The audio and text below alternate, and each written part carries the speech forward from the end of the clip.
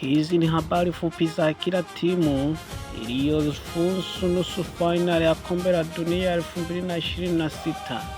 Ufaransa wana kikosi chenye uzoefu na kasi kubwa, walitoa Morocco robo fainali kwa ushindi wa mabao mawili, na sasa watakutana na Uhispania.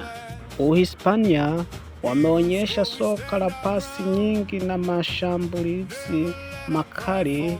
Walishinda Ubelgiji mabao mawili kwa moja robo finali, na wana matumaini makubwa ya kufika finali.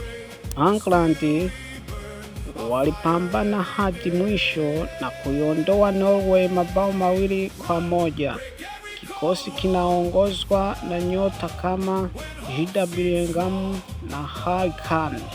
Argentina, mabingwa watetezi, bado wako kwenye mbio za kutwaa kombe tena. Walifunga Uswisi mabao 3 kwa moja robo final, huku Lionel Messi akiendelea kuwa mchezaji muhimu. Ndugu wapendwa wasikilizaji, hizi ni timu 4 kubwa. Ngoja tusikilizie, tutaona mwenye uwezo ni nani.